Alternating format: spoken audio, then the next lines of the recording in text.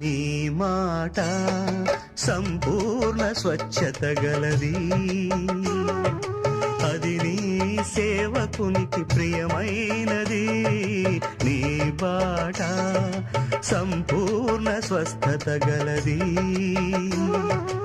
అది నీ ప్రియునికి ప్రాణమైనది. 2 రకాల ఆశీర్వాదాలు ఉన్నాయి.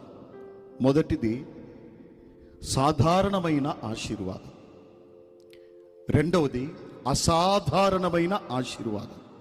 ఒకసారి చెప్తారా? మొదటిదేంటి చెప్పాలి, అందరూ చెప్పాలి. సాధారణమైన ఆశీర్వాదం, రెండవది అసాధారణమైన ఆశీర్వాదం. సాధారణమైన ఆశీర్వాదం అంటే ఈ భూమి మీద జీవించుచున్న ప్రతి మానవుడు పొందుకోవచ్చు. అది వారు దేవుని యొద్దకు వచ్చినా రాకపోయినా, దేవుణ్ణి నమ్మినా నమ్మకపోయినా, దేవుని మందిరానికి వచ్చినా రాకపోయినా, నిజ దేవుణ్ణి అంగీకరించినా అంగీకరించకపోయినా, ప్రతి ఒక్కరూ ఈ భూమి మీద పుట్టిన ప్రతి మానవుడు పొందుకునే ఆశీర్వాదమే అది సాధారణమైన ఆశీర్వాదం. That is the natural. అయితే అసాధారణమైన ఆశీర్వాదం అనేది అది అందరూ పొందుకునేది కాదు, అది కొద్ది మంది మాత్రమే పొందుకునే ఆశీర్వాదం.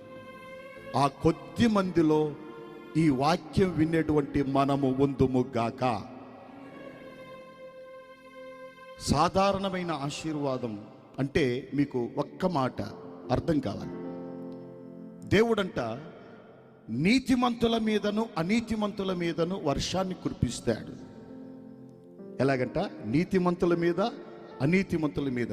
ఆయనకు పక్షపాతం లేదు, ఆయనకు పక్షపాతం అనేది లేదు. అందరినీ ఆయన ప్రేమిస్తున్నాడు. దేవుడు అందరినీ పోషిస్తున్నాడు, అందరికీ కావలసినవన్నీ అందరికీ ఇస్తున్నాడు. అర్థమవుతుందా? అది సాధారణమైన ఆశీర్వాదం.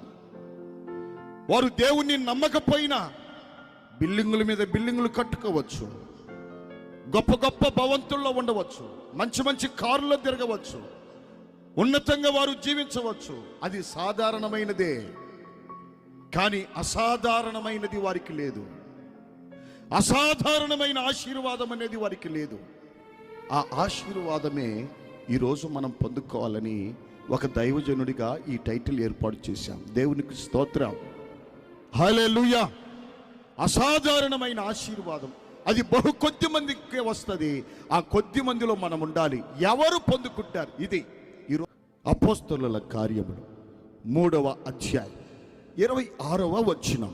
దేవుడు తన సేవకుని పుట్టించి మీలో ప్రతి వానిని, చూడండి, మీలో ప్రతి వానిని వాని దుష్టత్వము నుండి మళ్లించుట వలన మిమ్ము ఆశీర్వదించుటకు, మిమ్మును ఆశీర్వదించుటకు ఆయనను మొదట మీ యొద్దకు పంపెనని చెప్పెను. చాలు. ఈ భూమి మీద సుమారుగా 850 కోట్ల మంది ప్రజలు జీవిస్తూ ఉన్నారు. ఈ 850 కోట్ల మంది ప్రజల్లో అందరూ సాధారణమైన ఆశీర్వాదాలు పొందుకోవచ్చు, అది సహజం. కానీ అసాధారణమైన ఆశీర్వాదం అనేది పొందుకొనుట కొరకే మన ప్రభు అయిన యేసుక్రీస్తు ఈ లోకానికి వచ్చాడు. గట్టిగా చప్పట్లు కొడతారా? మన ప్రభు అయిన యేసుక్రీస్తు ఈ లోకానికి ఆయన వచ్చి ప్రతి ఒక్కరు కూడా సాధారణమైన ఆశీర్వాదం కాదు, అసాధారణమైన ఆశీర్వాదం పొందుకోవాలి. అసాధారణమైన ఆశీర్వాదమును పొందుకొనుట కొరకు తండ్రియే తన కుమారుని ఈ లోకానికి పంపించాడు. అసాధారణమైన ఆశీర్వాదం అనేది పొందుకోవాలంటే దుష్టత్వము నుండి బయటికి రావాలి. ఫస్ట్ దుష్టత్వము నుండి మళ్ళాలి.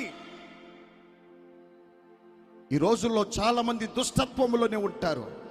ప్రభువా నన్ను ఆశీర్వదించయ్యి అంటారు. ఆశీర్వాదం అనేది పొందుకోవాలంటే దుష్టత్వములో ఉంటే ఆశీర్వాదము రాదు.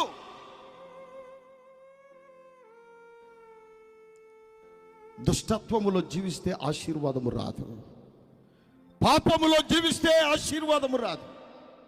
ఆయన మనల్ని పుట్టించిన, ఆయన మనల్ని బ్లెస్ చేయటానికి ఆయన ఇష్టపడడు. ఎందుకంటే మనలో దుష్టత్వం అనేది ఉన్నది. ఆ దుష్టత్వం ఉండటం వలన ఆయన ఆనందించడు, ఆయన దుఃఖపడుతున్నాడు. నిన్ను చూసినప్పుడల్లా. అందుకే వాక్యం తెలియజేస్తుంది, పరిశుద్ధ గ్రంథములో కీర్తనకారుడు 5వ కీర్తన 4వ వచనం చదవండి. త్వరగా తీయాలి. 5వ కీర్తన 4వ వచనం. నీవు దుష్టత్వమును చూచి ఆనందించు దేవుడు కావు. ఏటట? నీవు దుష్టత్వమును చూచి ఆనందించు దేవుడవు కావు, చెడుతనమునకు నీ యొద్ద చోటు లేదు.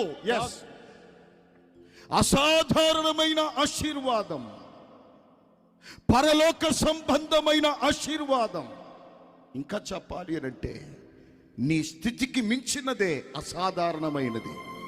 ఎక్కడో గొర్రెలు కాచుకునే వ్యక్తి సింహాసనం ఎక్కాడు, అది అసాధారణమైన ఆశీర్వాదం. గట్టిగా చప్పలు కొడతారా?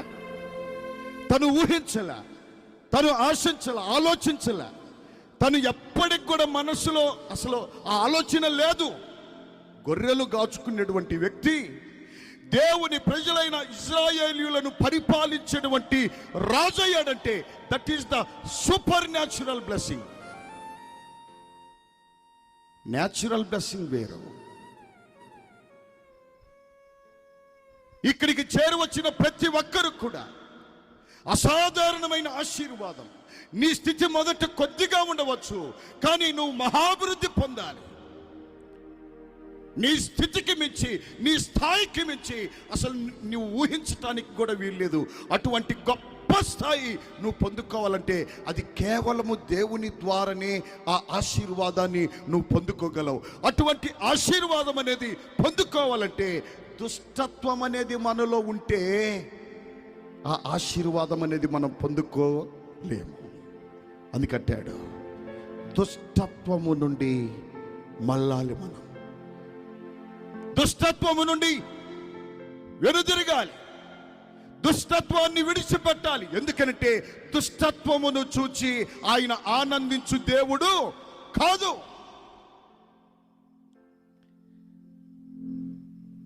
సీమోను, గారడి సీమోను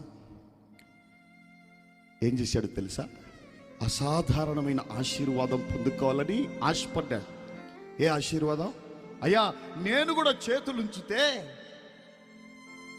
కళ్ళు లేని వారికి కళ్ళు రావాలి, మూగ వారికి మాట రావాలి, చెవిటి వారికి వినికిడి రావాలి, నడవలేని వారు నడవాలి. అటువంటి సూపర్ న్యాచురల్ బ్లెస్సింగ్ నాకు కావాలి. నాకు కొంచెం ఇస్తారా? కావాలంటే మీకు ఎంత కావాలంటే అంత ఇస్తా, ధనం ఇస్తా, ద్రవ్యం ఇస్తా, అంటే లంచం ఇస్తా. ఏమిస్తానంటున్నాడు? లంచం కావాలంటే నీకు ఎంత కావాలో చెప్పు, అంత లంచం ఇస్తా. నాకు ఇస్తావా? పేతురు దగ్గరికి వచ్చి అంటున్నాడు, గారడి సీమోను, గారడీలు చేసే మనుషులను విభ్రాంతి పరుస్తున్నాడు గారడి సీమోను, ప్రజలను విభ్రాంతి పరిచే గారడి సీమోనే పేతురు దగ్గరికి వచ్చి పేతురు చేయుచున్నటువంటి అద్భుతాలు, పేతురు చేయుచున్న ఆశ్చర్యమైన క్రియలను చూచి పేతురు చూసారా?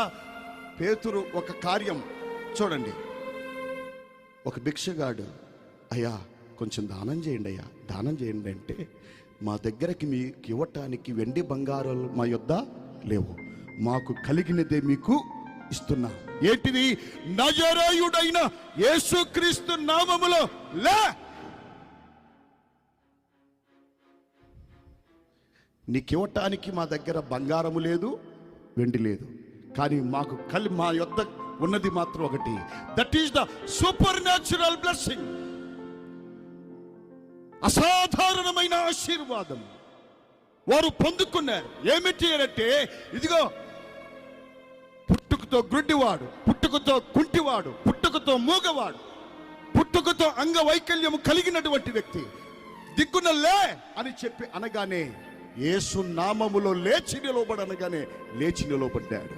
ఆమె అలాంటి అద్భుతాలు చూసి గారడీ సీమోన్ ఏం చేశాడో తెలుసా? రే నా గారడీల ద్వారానే ప్రజలకు విభ్రాంతి కలిగించే విధంగా చేస్తున్నాను. ఇప్పుడు ఈ పేతురు యోహానులు వచ్చి వారు చేసే అద్భుతాలు, వారు చేసే సూచక క్రియలు చూసి ప్రజలందరూ కూడా వారి వైపు వెళ్ళారే అని చెప్పి ఆలోచన చేసి వెంటనే సూపర్ న్యాచురల్ బ్లెస్సింగ్ కోసం వచ్చారు. వచ్చి, అయ్యా పేతురు, యోహాను, మీ దగ్గర ఏమైనా ఉంటే ఇదిగో, నేను కూడా ఎవరి మీద చేతులు ఉంచుతానో వారి మీద చేతులు ఉంచినప్పుడు నాకు ఆశీర్వాదం వచ్చేటట్లు నన్ను ప్రార్థన చేయండి అయ్యా. కావాలంటే నీకు ద్రవ్యము ఇస్తా, ఎంత కావాలంటే అంత ఇస్తా. ఒక అద్భుతమైన మాట తీయండి. అపోస్తల కార్యం 8వ అధ్యాయం 23వ వచనం. 8వ అధ్యాయం 23వ వచనం చదవాలి నాన్న. నీవు ఘోర దుష్టత్వములోను. ఎక్కడున్నాడంట? నీవు ఘోర దుష్టత్వములో, నీవు ఘోర దుష్టత్వములోను, దుర్నీతి బంధకములోను. ఎక్కడున్నాడంట?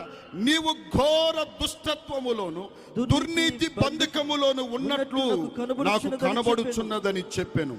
అందుకు సీమోను, మీరు చెప్పిన వాటిలో ఏదియు నా మీదికి రాకుండా మీరే నా కొరకు ప్రభువును వేడుకొనుడని చెప్పాను. పేతురు అంటున్నాడు, నీవు ఘోరమైన దుష్టత్వంలో ఉన్నావు. ఘోరమైన దుష్టత్వంలో ఉంటే ఈ సూపర్ న్యాచురల్ బ్లెస్సింగ్ నువ్వు పొందుకోలేవు. అసాధారణమైన ఆశీర్వాదం నువ్వు పొందుకోలేవు. నీ దగ్గర ఒక పవర్ ఉంది, అదే అసాధారణమైన ఆశీర్వాదం. ప్రార్థన చేయగానే కుంటివాడు దిగ్గున లేచి నడుస్తాడు, మూగవాడు మాట్లాడతాడు, చెవిటివాడు వింటాడు. అసాధారణమైన ఆశీర్వాదం అంటే అదే.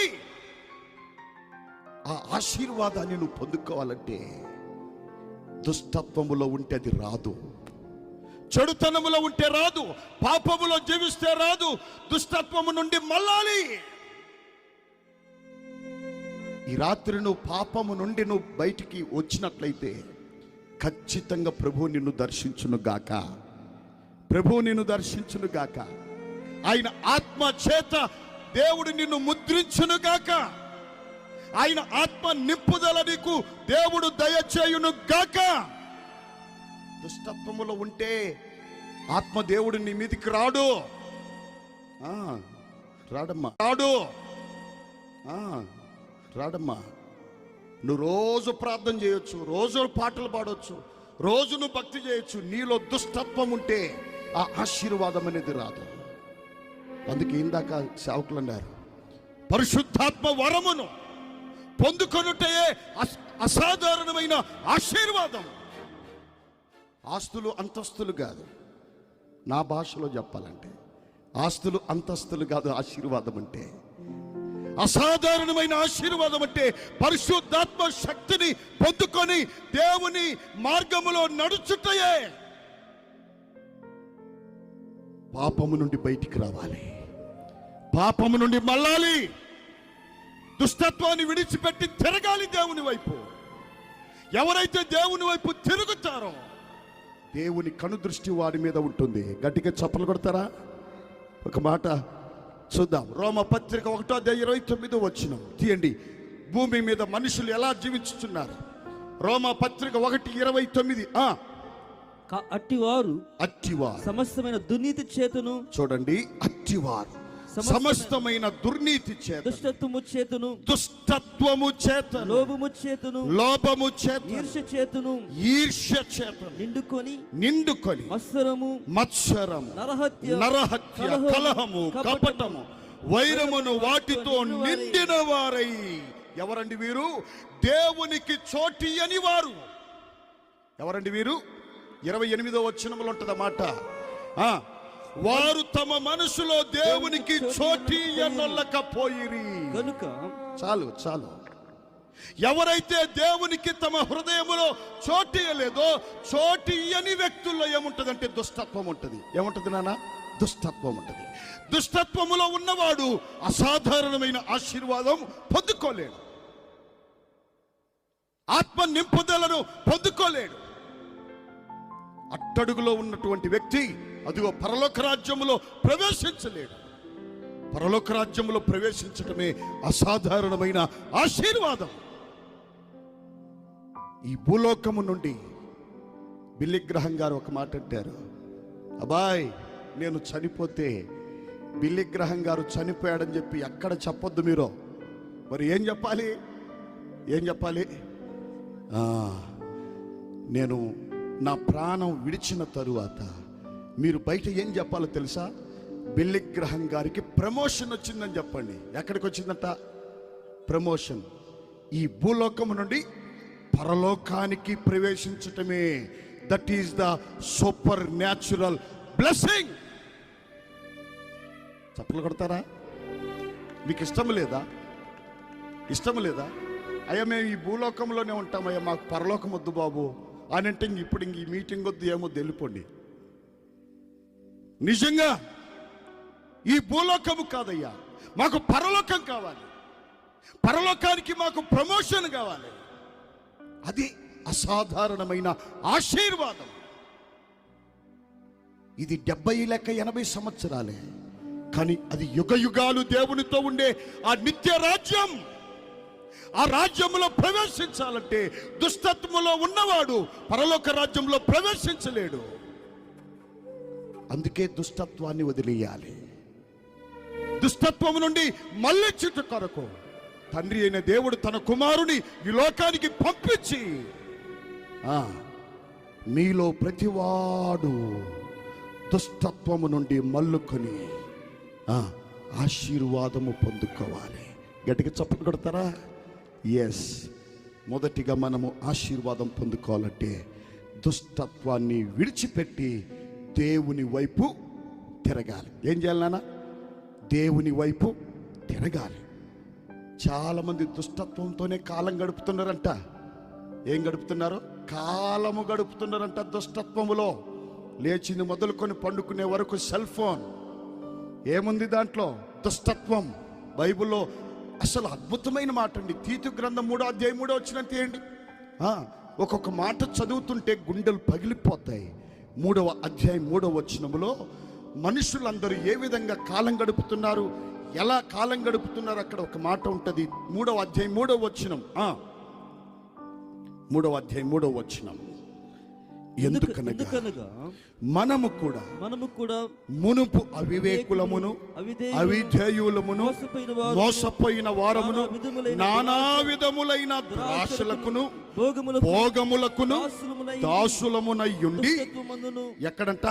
దుష్టత్వమునందును అసూయయందును కాలము గడుపుచు. అబ్బా, భూమి మీద జీవించుచున్న మనుషులు దుష్టత్వమునందు అసూయయందు కాలం గడుపుతున్నారు. అందుకే తండ్రి ఆనందించటంలో వారిని చూసి దుఃఖపడుతున్నాడు. అయ్యో నా బిడ్డలారా, మీరు నాతో ఉండాలని నేను ఆశపడితే మీరేమో దుష్టత్వములో జీవిస్తున్నారు, దుష్టత్వములో కాలం గడుపుతున్నారు అని చెప్పి తన ఏక కుమారుని, అద్వితీయ కుమారుని లోకానికి పంపించి మనలందరినీ కూడా దుష్టత్వము నుండి మళ్ళించుట కొరకు తనని లోకత్వము నుండి మళ్ళాలి. మొదటిది. నెంబర్ 2. అందుకే అక్కడ అంటాడు, తీయండి పరిశుద్ధ గ్రంథములో 2వ మాట మీకు తెలియజేస్తాను. మొదటిగా దుష్టత్వము నుండి ఎవరైతే మల్లుతారో, దుష్టత్వాన్ని ఎవరైతే విసర్జిస్తారో, ఎఫెసీ పత్రిక 4:31 ఒకసారి చదువుదాం. 4వ అధ్యాయం 31వ వచనం. ఏం చేయాలి మనం? ఈ దుష్టత్వాన్నంట పరిపూర్ణంగా ద్వేషము, కోపము, సమస్తమైన ద్వేషం, కోపము, క్రోధం, అల్లరి, దూషణ, సకలమైన దుష్టత్వమును. ఇదండి, సకలమైన దుష్టత్వమును మీరు విసర్జించండి. ఈ దుష్టత్వములోనే ఉన్నాయి ఈ క్వాలిటీస్ అన్ని. ఏంటివి? ద్వేషమైన, కోపమైన, క్రోధమైన, అల్లరి, దూషణ, ఇవన్నీ కూడా దీనిలో ఇమిడి ఉన్నాయి. అందుకే సకలమైన దుష్టత్వం. ఎవరైతే కోపముతో ఉంటారో అది కోపం అనేది దుష్టత్వములో నుండి వచ్చినదే.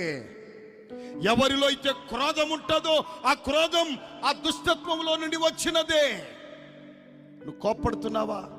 అసూయ పడుతున్నావా? ద్వేషం పెంచుకుంటున్నావా?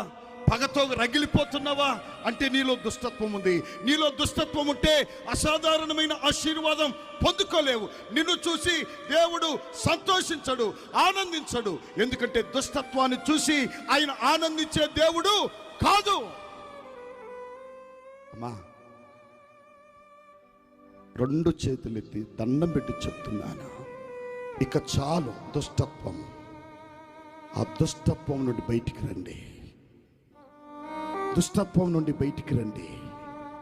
దుష్టత్వాన్ని విడిచిపెట్టండి. దుష్టత్వాన్ని విసర్జించండి.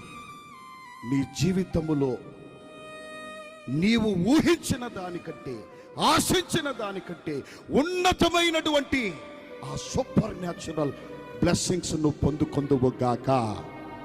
హల్లెలూయా. 2వది సామెతల గ్రంథం 10వ అధ్యాయం 6వ వచనం తీయాలి. అందరికి తెలిసినదే, మరొకసారి మీకు గుర్తు చేస్తున్నా. సామెతలు 10:6 ఏమనుంది? నీతిమంతుని తల మీదకి ఆశీర్వాదములు వచ్చును. ఏమొస్తాయి అంట? నీతిమంతుని తల మీదికి ఏమొస్తాయి? ఆశీర్వాదములు వచ్చును. ఓకే, మొదటిది దుష్టత్వము నుండి మళ్ళాలి. 2వది నువ్వు నీతిమంతునిగా జీవించాలి. ప్రాణమున్నంత వరకు, పాపాన్ని విడిచిపెట్టిన తర్వాత, విడిచిపెట్టిన క్షణం మొదలుకొని చనిపోయేంత వరకు నీ జీవితం ఎలా ఉండాలంటే నీతిమంతునిగా జీవించాలి, పరిశుద్ధునిగా జీవించాలి, పవిత్రునిగా నువ్వు జీవించాలి. నువ్వు నీతిగా నిజాయితీగా నువ్వు జీవించినట్లయితే ఖచ్చితంగా ఆశీర్వాదం అనేది నీ మీదికి వచ్చును గాక. నీ తల మీదికి వచ్చును గాక. నీ కుటుంబం మీదికి వచ్చును గాక. నీ పట్టణం మీదికి వచ్చును గాక. నీ ప్రాంతం మీదికి వచ్చును గాక. There is no partiality. Telangana అని, ఆంధ్ర అని, ఇండియా అని, అమెరికా అని భేదము లేదు దేవునికి. భూమి మీద ఎవడైతే నీతిమంతునిగా జీవిస్తాడో, నీతిమంతునిగా జీవించే ప్రతి వ్యక్తిని దేవుడు దర్శిస్తాడు. ప్రతి వ్యక్తి మీద ఆయన ఆశీర్వాదాలు కుమ్మరిస్తాడు.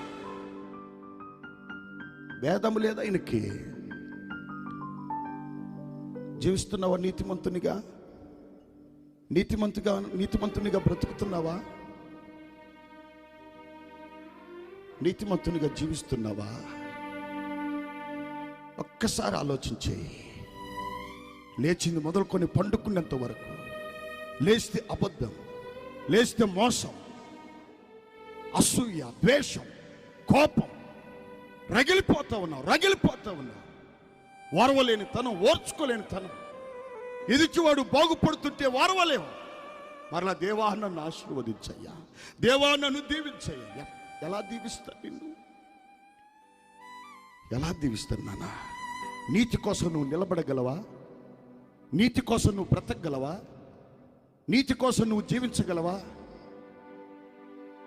కరువైన, కష్టమైన, నష్టమైన, బాధైన, శ్రమైన, ఏదైనా నీతి కోసం నువ్వు నిలబడు. నువ్వు పొలం లేకపోవచ్చు, ఒక్క దమ్మిడి లేకపోవచ్చు, నువ్వు నీతిగా నువ్వు జీవిస్తే దేవుని ఉన్న స్థలములో, ఆయన సింహాసనం ఎదుట నువ్వు ఆనందిస్తావు. ఏ మంచి లేని నన్ను ప్రేమించినావే, ఏ స్థితి లేని నన్ను హెచ్చించినావే. ఏ మంచి లేని నన్ను ప్రేమించినావే, ఏ స్థితి లేని నన్ను హెచ్చించినావే. ఓ యేసుదేవా, నా పాలి దైవమా, నన్నాదరించే ఆరాధ్య దైవమా.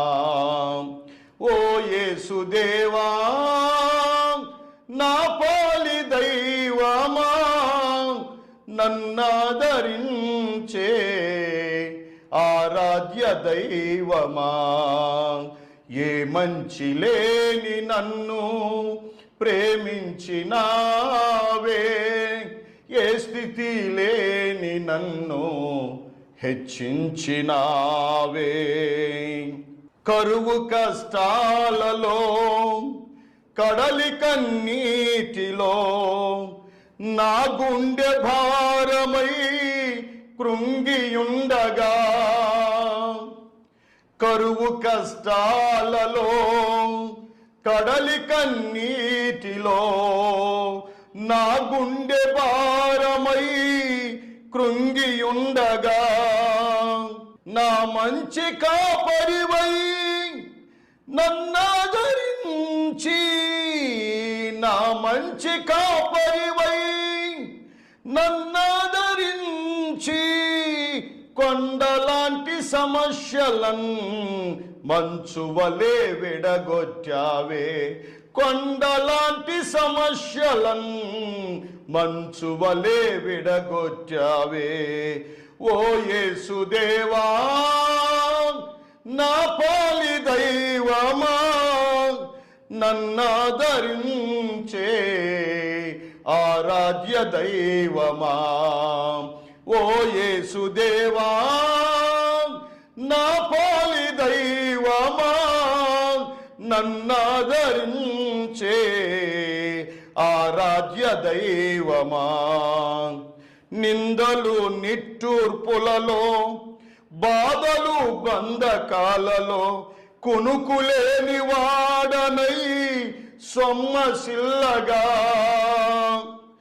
నిందలు నిట్టూర్పులలో బాధలు బంధకాలలో కునుకులేని వాడనై సొమ్మసిల్లగా, నా కన్న తండ్రివై నా దరి చేరి, నా కన్న తండ్రివై నా దరి చేరి, నీ భుజము పైద నన్ను ఎత్తుకొని మోసావే. నీ భుజము మీద నన్ను ఎత్తుకొని మోసావే. ఓ యేసుదేవా నా పాలి దైవమా, ఓ యేసుదేవా నా పాలి దైవమా, నన్నాదరించే ఆరాధ్య దైవమా, నన్నాదరించే ఆరాధ్య దైవమా. Thank you Lord. హల్లెలూయా. నా ప్రియమైన సహోదరి సహోదరులారా, ఈ స్వచ్ఛమైన వాక్యమని ఈ కార్యక్రమానికి మీ వంతుగా ఖచ్చితంగా ఈ సమయంలో మీ అమూల్యమైన అర్పణలు ఆ స్క్రీన్ మీద వస్తున్నటువంటి ఆ క్యూఆర్ కోడ్ కానీ లేకపోతే ఆ నెంబర్ కానీ మీరు తప్పనిసరిగా పంపించండి. దేవుడు మిమ్మలను మీ కుటుంబాలను దేవుడు దీవించునుగాక. ఈ కార్యక్రమానికి స్పాన్సర్ చేసినటువంటి బిడ్డలు ఒంగోలు పట్టణము నుండి సహోదరి బీబీ గారు, అదేవిధంగా హైదరాబాదు పట్టణము నుండి సహోదరి స్రవంతి, వారిద్దరూ కలిసి ఈ కార్యక్రమానికి వారు స్పాన్సర్ చేశారు. దేవుడు వారిని వారి కుటుంబాలను దేవుడు దీవించి ఆశీర్వదించునుగాక. వారి కుటుంబాల కొరకు ఈ స్వచ్ఛమైన వాక్యాన్ని వీక్షించిన మీ కొరకు అర్పణలు అర్పించినటువంటి మీ అందరి కొరకు ఈ సమయంలో నేను ప్రార్థన చేస్తాను. తలలు వంచండి. దయగలిగిన తండ్రి, ప్రేమ కలిగిన దేవానికి స్తోత్రాలు. ఈ మంచి కార్యక్రమానికి సహకరించినటువంటి బిడ్డలందరినీ మీరు దీవించండి. ఈ కార్యక్రమం ద్వారా మీ వాక్యాన్ని వినినటువంటి బిడ్డలను ఈ సమయమందు వారిని దర్శించండి. వారి కుటుంబాలలో ఉన్నటువంటి ప్రతి కొరతను మీరు తీర్చండి.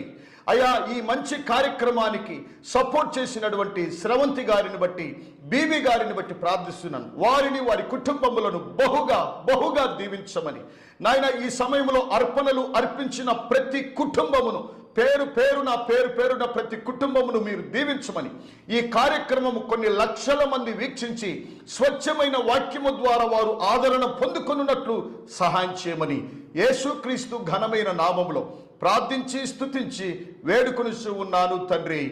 ఆమేన్. మన పరమ తండ్రి ఉన్నటువంటి దేవుని యొక్క ప్రేమయు, మన రక్షకుడైన యేసుక్రీస్తు వారి యొక్క కృపయు, పరిశుద్ధాత్మ యొక్క అన్యోన్య సహవాసం ఈ కార్యక్రమాన్ని వీక్షించినటువంటి బిడ్డలందరికీ, ఈ కార్యక్రమానికి స్పాన్సర్ చేసినటువంటి బిడ్డలకును, ఈ యొక్క సమయంలో అర్పణలు అర్పించినటువంటి ప్రతి బిడ్డకును ఇప్పుడును ఎల్లప్పుడును ప్రభువు రాకడ వచ్చు పర్యంతం సదాకాలము తోడయుండి నడిపించును గాక. ఆమేన్. అందరికీ వందనాలండి. May God bless you all. మా అడ్రస్ క్రైస్ట్ మినిస్ట్రీస్ 60 అడుగుల రోడ్ చివర, శ్రీనివాసరావుపేట, గుంటూరు. మీ ప్రార్థన అవసరతల కొరకు మమ్మలను సంప్రదించవలసిన phone number 9701327387. May God bless you all.